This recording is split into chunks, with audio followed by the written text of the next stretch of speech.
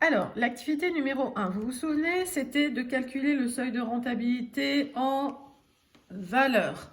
Donc, un chiffre d'affaires à atteindre pour avoir un résultat égal à 0.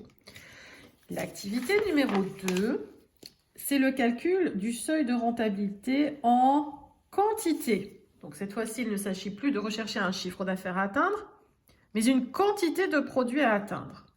Prenons l'exemple suivant. Le prix de vente d'un produit dans une entreprise est fixé à 6 euros. Chaque produit coûte 1 euro. Bon, alors déjà, sans même aller plus loin dans l'énoncé, si je vends un produit 6 euros alors qu'il me coûte 1 euro, je dégage une marge par produit de 6 moins 1 égale 5 euros. On est d'accord? Donc regardez, je le note. J'ai un produit que je vends, PV pour prix de vente 6 euros.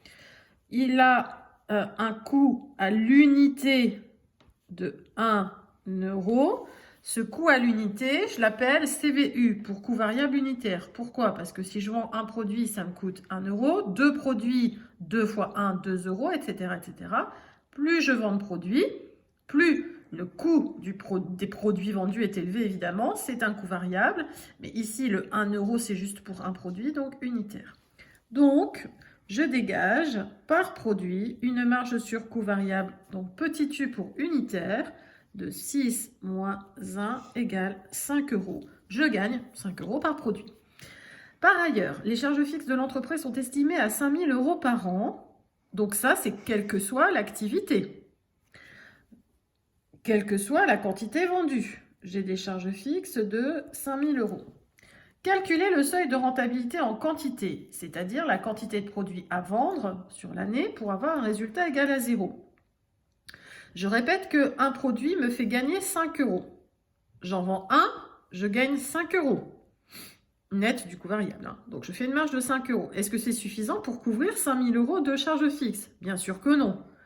J'en vends 2, 5 fois 2, je fais une marge de 10 euros. Est-ce que c'est suffisant pour aller jusqu'à 5 000? Non, j'en vends 3 fois 5, 15 euros. Est-ce que c'est suffisant? Non. Je vais peut-être pas continuer comme ça jusqu'à ce que je trouve la bonne réponse.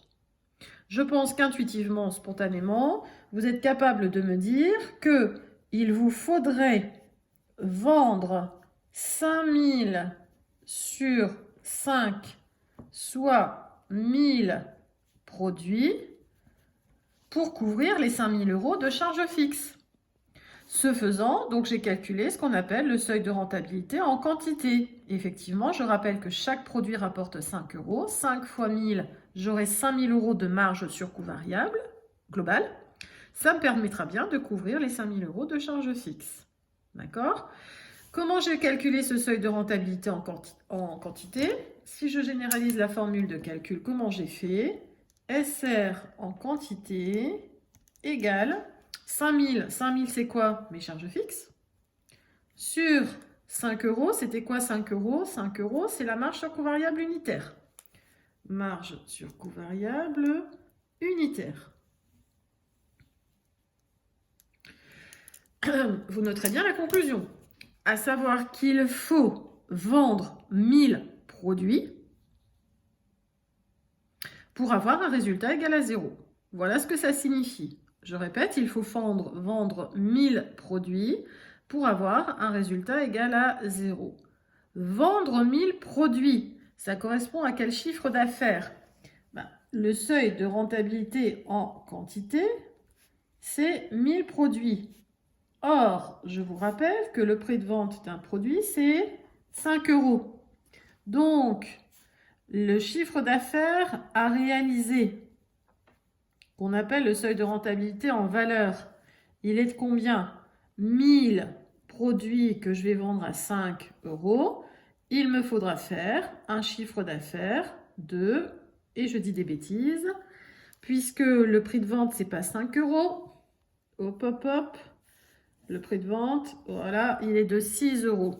Donc, il me faudra vendre 1000 produits à 6 euros et faire un chiffre d'affaires de 6 000 euros. En faisant un chiffre d'affaires de 6 000 euros, donc j'aurai un résultat égal à 0.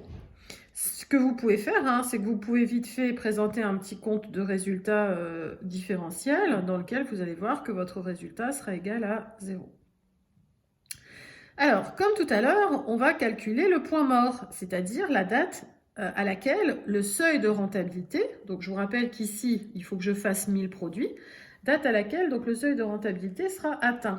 Seulement, contrairement à tout à l'heure, regardez, l'activité de cette entreprise n'est pas régulière tout au long de l'année. Regardez, en fait, je vous ai donné une répartition mensuelle des ventes, voilà, en pourcentage des ventes annuelles. Donc ça veut dire que je ne vends pas la même chose chaque mois, mais sur les ventes de l'année, 5% sont réalisés en janvier, 5% en février, 5% en mars, mais 3 fois plus, 15% en avril, puis 20% en mai et juin, et je retombe à 5% en juillet, août et septembre, ainsi qu'octobre, novembre et décembre. Donc visiblement, j'ai quand même une période de l'année, avril, mai, juin, où je vends beaucoup plus de produits que les autres mois de l'année, où c'est beaucoup plus calme. Donc, vous voyez que l'activité n'est pas uniforme. Nous avons là un cas beaucoup plus réaliste que celui de tout à l'heure, où j'avais considéré pour Madame Joly que son activité était régulière tout au long de l'année, c'est-à-dire pendant chacun des 360 jours de l'année, ce qui n'est absolument pas réaliste. Là, on est beaucoup plus proche de la réalité. Alors, moi, je vous demande maintenant, quand est-ce que mon seuil de rentabilité sera atteint si la vente annuelle est estimée à 1500 produits. Donc ici, moi, sur les 12 mois, j'ai prévu de vendre, donc sur l'année, 1500 produits. Mais ce n'est pas 1500 sur 12 chaque mois. C'est 5% de 1500 le premier mois, en janvier. Or, 5% de 1500, ça fait 75 produits. D'accord? Donc ça, c'est la vente mensuelle. D'accord?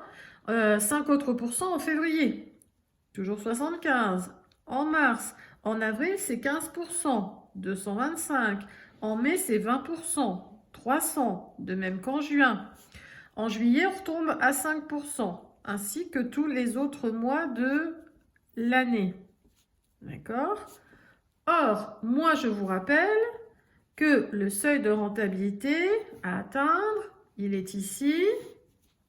Je vous rappelle qu'il faut que je vende 1000 produits. Alors, quand est-ce que j'y serai à 1000? Quand est-ce que j'y serai à 1000? Est-ce que j'y serai fin janvier? Bah non, fin janvier, j'en aurais vendu que 75. Est-ce que j'y serai fin février? Ah bah, avec le mois de janvier, j'en aurais vendu 75 et 75, 150. En mars, peut-être? 75 de plus, de 150, ça fait seulement 225. Je ne suis pas encore à 1000. Là, vous aurez compris que je suis en train de calculer le cumul de mes ventes.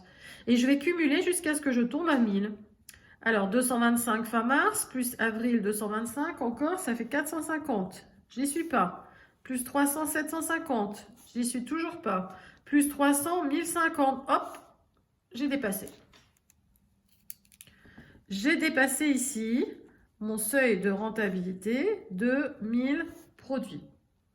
Bon, je vais terminer quand même la ligne. Je ne vais pas laisser ça en plan. C'est pas sérieux. Je continue à cumuler. Et bien sûr, quand j'aurai fini de cumuler, je vais retomber sur mes ventes annuelles de 1500.